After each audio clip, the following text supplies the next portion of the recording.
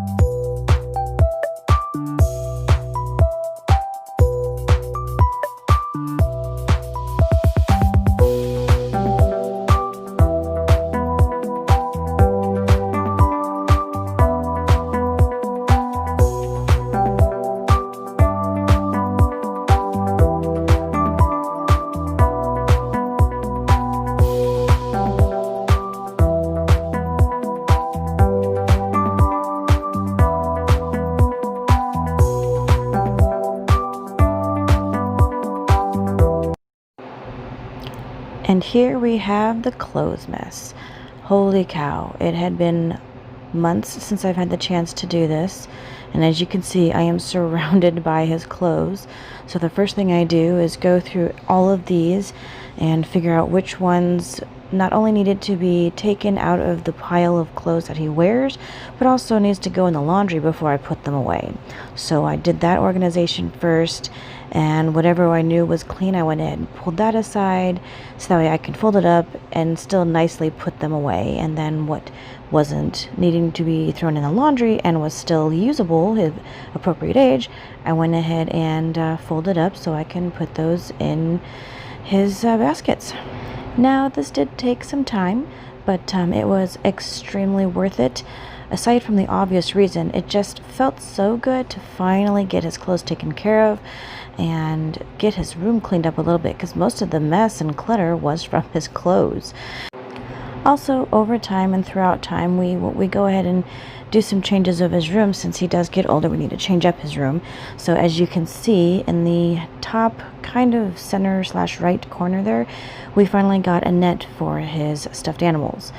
Here soon, there's some other stuff that you can't see here, but we're going to go ahead and somehow get rid of it. Either give it to somebody, donate it, or something, because they're good items. They're just a shelf and a wastebasket. They're good items. They're sturdy items. We just have no need for it, and I don't want to just throw them in the trash.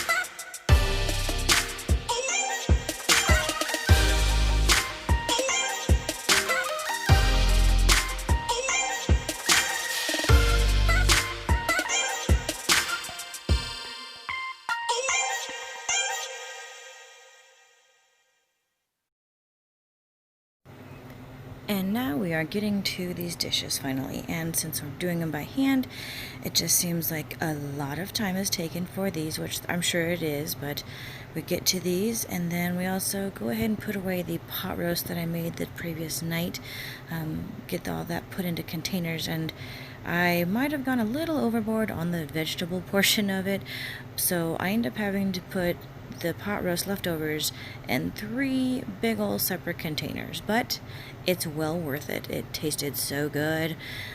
But like I said, we're getting to these dishes first because there's a ton of them. There's dishes in the sink, there's dishes on the counter, just everywhere, and we're doing them by hand, so let's have at it.